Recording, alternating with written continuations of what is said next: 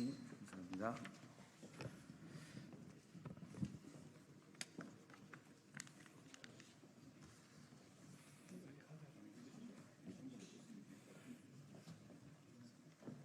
왼쪽으로도 좀, 왼쪽으로.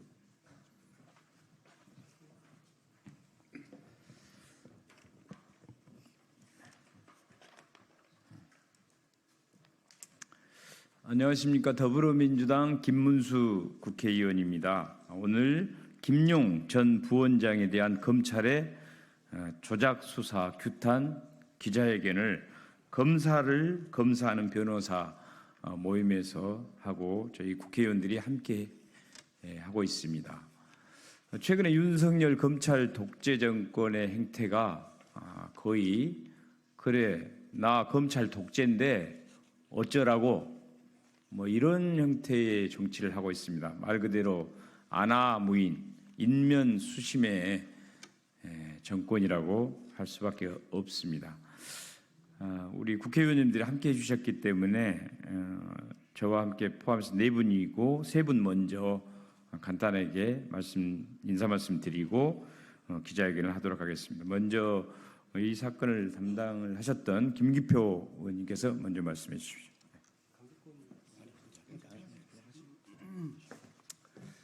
예, 김기표입니다. 전 민주연구원 부원장 김용 부원장은 제가 알기 너무나 억울하게 수사를 받고 재판을 받고 있는 사람입니다.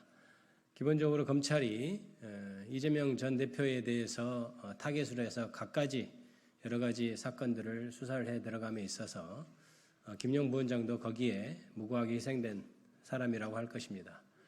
김용 전 부원장이 정치자금법 위반으로 기소되고 재판받는 사건은 제가 파악하기로는 진술이 유동규라고 하는 자의 진술이 유일한 증거입니다. 그런데 그 증거는 여러 수사 과정에서 다른 사건과 같이 검찰의 입맛에 맞게 조작된 것임이 여러 군데서 드러났습니다. 그럼에도 불구하고 1심 판결은 사실 인정도 전혀 다르게 한 채 재판을 하는 등 명백한 오류가 발견되었고 이를 다투는 항소심에서는 공소사실에 전혀 부합하지 않는 알리바이가 증거로서 제출되기도 하였습니다. 그래서 1심의 잘못된 판결은 항소심에서 바로 잡아질 것으로 믿습니다마는 오늘의 기자회견은 그 전에 수사 과정에서 검찰이 어떻게 사건을 조작했는지 그리고 진술을 유리하게 조작했는지를 밝히는 기자회견이 될 것입니다. 경청해 주시기 바랍니다. 감사합니다. 다음 강득구 의원님 말씀해 주십시오. 인사드리겠습니다. 안양시 만안구 출신 강득구 의원입니다. 검사는 무슨 이유로 법이 아닌 지들 꼴리는 대로 수사하는 겁니까? 검사는 왜 검사의 잘못을 수사하지 않습니까? 윤석열 대통령이 되면서 대한민국 법치와 공정은 죽어버렸습니다. 정적과 야당에는 조폭 보수처럼 행동대장 검사를 자객으로 보내서 권력을 남용하고 그리고 자기들이 저지른 범죄는 봐주고 눈감아 공권력의 직무와 의무를 그야말로 방기하고 있습니다. 만약 이런 것이 국가 통치라고 한다면 온 힘을 다해 모든 걸 던져서 맞서 싸울 것입니다. 피 흘리고 싸워야 합니다. 그것이 민주주의를 지키고 그것이 대한민국을 살리는 길이기 때문입니다. 대한민국 정의로운 검사들은 다 죽어버렸습니다. 대한민국 검사들은 양심을 팔아먹어버린 협잡몰이배가 되어버렸습니다. 검사와 검찰이 법대로 공정하게 수사하고 있다면 이재명 전 대표 그리고 김용 전 부원장 그리고 이화영 전 부지사에게 자행해온 혀를 깨물고 죽고 싶을 만큼 잔인했던 그 방식대로 김건희 여사의 범죄 의혹에 대해서 수사도 해야 됩니다. 저는 김용 전 부원장과 관련된 재판과 수사의 문제점을 지속적으로 비판해왔습니다. 분명히 말씀드립니다. 저는 김용 부원장을 믿고 신뢰하고 그리고 함께합니다. 김건희 여사 패밀리의 서울 양평고속도로 비리 혐의를 집요하게 저는 파헤쳐왔습니다. 김건희 여사가 뇌물을 받은 명품 가방 범죄 의혹을 옆에 있는 우리 안진걸 소장 그리고 최재형 목사님과 함께 기자회견으로 고발했습니다. 김건희 여사에 대한 범죄 의혹과 혐의는 차고도 넘치지만 검찰은 지금까지 봐주기 면죄부로 무혐의 처리를 해왔습니다. 이제는 국민의 눈이 무서워서 마지못해 맞춤형 출장 조사로 넘어가려 합니다. 청와대와 국회 언론을 압수수색하던 그 서슬퍼런 검찰의 사냥개 근성은 어디 갔습니까? 검찰은 자신들의 후한무치한 행동을 반성하고 그리고 부끄러워해야 합니다. 그러나 단 한 명의 평검사도 검찰총장을 패싱한 작태에 대해서 입도 뻥긋한 사람이 없었습니다. 정의로운 검사는 다 죽고 그 죽음 위에 검찰이 썩고 정권이 무너지고 있습니다. 시간이 갈수록 검찰의 범죄적 형태 그리고 윤석열 대통령 비리가 썩은 구정물처럼 차오르고 있습니다. 썩은 물은 어떻게 됩니까? 뚝을 터뜨려 흘려 보내야 됩니다. 탄핵의 강으로 새로운 역사의 물줄기를 바로 잡아야 합니다. 윤석열 대통령과 김건희 여사에게 엄중하게 경고합니다. 국민을 두려워하십시오. 그리고 검찰이 벌여온 폐악질 결코 잊지 않겠습니다. 하나하나 기억하고 또 그대로 돌려줄 것입니다. 정의로운 역사를 만드는 것은 정의로운 사람들의 정의로운 행동입니다. 저와 민주당 그리고 정의로운 시민들은 그 정의로운 사람들 편에 설 것을 분명히 약속하고 말씀드립니다. 김승원 의원님 말씀해 주십시오. 네, 민주당 법사위 간사 김승원입니다.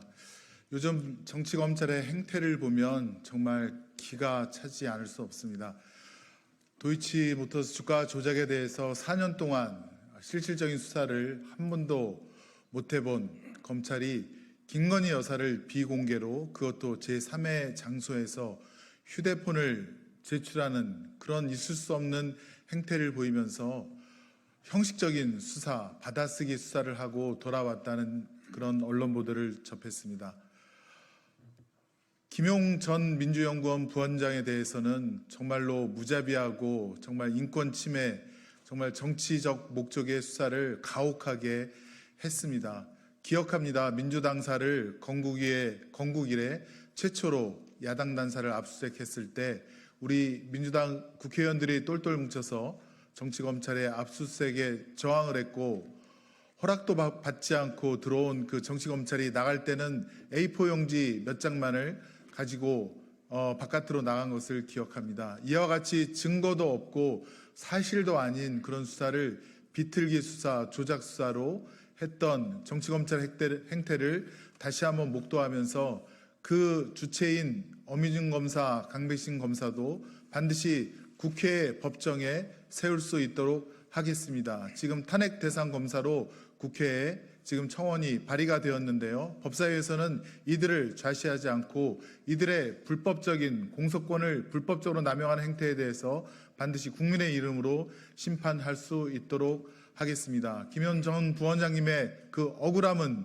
그다음에 누명은 반드시 명명백백 밝혀질 것입니다. 그날까지 저희들 힘을 모아서 김용 부원장님과 함께 하도록 하겠습니다. 고맙습니다. 네, 다음은 성준우 대표께서 기자회견 진행해 주시기 바랍니다. 예, 더불어민주당 부대변인 성준우입니다. 방금 김문수 의원님께서 말씀하셨지만 김용 부원장 사건뿐만이 아니고 저희는 오늘 이재명 전 대표, 그다음에 이화영 전 부지사, 그다음에 정진상 전 정무실장 그 모든 사건에 있어서 정치검찰의 조작 수사를 규탄하고 정치검찰 고발을 관련한 기자회견을 위하여 이 자리에 섰습니다. 함께 하신 변호사님들 소개해드리도록 하겠습니다. 먼저 검사를 검사하는 변호사 모임 대표 오동현 변호사님 참석하셨습니다. 이희성 변호사 참석하셨습니다. 이승훈 변호사 참석하셨습니다. 김기영 변호사 참석하셨습니다. 이문태 변호사 참석하셨습니다. 그리고 민생경제연구소 안진걸 공동소장님 참석하셨습니다. 민생경제연구소 임세훈 공동소장님 참석하셨습니다. 자, 그럼 다음으로 검사를 검사하는 변호사 모임 오동현 변호사님으로부터 기자회견문 낭독을 하겠습니다. 네, 안녕하십니까. 검사를 검사하는 변호사 모임 맡고 있는 오동현 변호사입니다. 죄가 있어 벌 주자는 게 아니라 벌을 주기 위해 죄를 만들고 있는 것입니다. 김용 전 부원장에 대한 검찰의 조작 수사를 규탄하고 정치검찰을 고발하기 위해서 저희는 이 자리에 섰습니다. 지금은 반부패 수사부로 그 명칭이 바뀌었으나 여전히 특수부로 더 익숙한 검찰 조직의 수사는 말 그대로 특수합니다. 보통의 수사가 제기된 혐의, 즉 문제의 정답을 찾기 위한 과정이라면 특수수사는 답을 정해놓고 그 답에 맞춰 과정을 짜맞추는 방식입니다. 한마디로 죄가 있어 벌 주자는 수사가 아니라 벌을 줘야 하기 때문에 죄를 만드는 수사인 것이니 현재 야당만을 목표로 자행되고 있는 거의 모든 수사들이 그러하다고 할 것입니다. 조서를 쓴다 하지 않고 조서를 꾸민다는 말이 여전히 통용되는 이유가 바로 그 때문이며 지금 대한민국 검찰은 온갖 사건들을 꾸미고 있습니다. 패턴은 윤석열, 한동훈 두 특수검사의 거장이 했던 것과 거의 똑같은 방식입니다. 특수한 목적으로 시작한 수사들이니 일단 정해진 타깃의 이름에 방점을 찍어 온갖 카드라를 언론에 흘립니다. 수없이 많은 기사들이 쏟아지며 여론의 관심이 집중됐을 때 수사를 시작하고 주변인들을 소환해 탈탈 털며 괴롭힙니다. 그런 다음에 정해둔 답을 제시하고 양자택일을 강요합니다. 그건 마치 원하는 이름을 대면 목숨만을 살려줄 것이나 그렇지 않으면 삼족을 멸할 것이라며 주리를 틀던 그 옛날 야만적인 수사 방식과 크게 다르지 않습니다. 이재명과 이하영을 잡으려 김성태를 대하는 과정이 그랬습니다. 수사 초기 조폭 출신의 주가 조작 전과자로 희대의 사기꾼이었던 김성태는 수사를 거치며 모범 답안을 내뱉기 시작했고 마침내 검찰에 의해 건실한 사업가가 되더니 거의 자유의 몸이 되었습니다.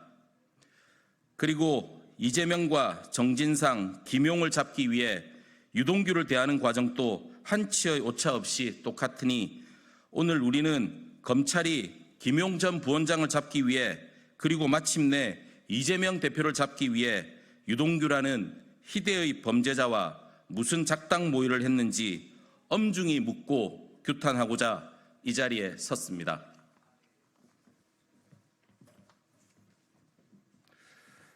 네, 주지하다시피 유동규는 대장동 사건 초기부터 거의 모든 과정에 주도적으로 개입한 인물입니다.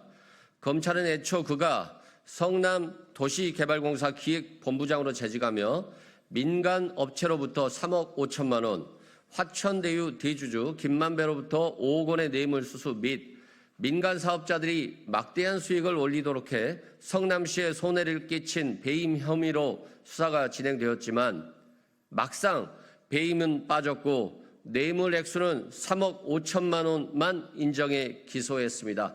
이를 전후하여 유동규는 이 모든 게 다 이재명이 한 일이다라고 진술을 번복하였습니다. 뿐만 아니라 유동규가 정민용의 이름으로 차명 소유하고 있던 유원홀딩스라는 회사를 설립할 때 화천대유 대주주인 남욱 변호사가 35억 원을 대여해 준 것으로 확인되었으며 검찰도 이를 가리켜 대여를 빙자한 뇌물이라고 해놓고 정작 유동규를 기소하지 않았습니다. 그러면서 검찰이 법원의 범죄 수익 보전을 위해 유동규 8억 5천만 원과 정민용 35억 원의 자산 동결을 요청한 바 있는데 그 정민용의 35억 원이 범죄 수익이라면 그 돈이 들어온 회사가 실소유주가 범죄 행위를 통해 수익을 얻은 것이 분명할진데 어찌해서 유동규를 기소조차 하지 않았단 말입니까? 한 발 더 나아가 김용 전 부원장의 수사와 재판은 더욱 가관이었습니다. 객관적 증거 없이 유동규의 진술에만 의존해 밀어붙이려다 한계에 봉착한 검찰이 택한 카드는 고작 재판부 변경 요청이었고 교체된 재판부 역시 수사와 기소가 잘못됐다며 공소장 변경을 요구했지만 무시해버렸습니다. 애초에 유동규는 타깃이 아니었고 이재명 대표와 김용 전 부원장 등 주변 인사들을 잡기 위한 입안의 혀였으니 그에 합당한 대가를 줘야 할 것입니다. 믿을 건 했을 것입니다. 믿을 건 유동규밖에 없었기 때문입니다.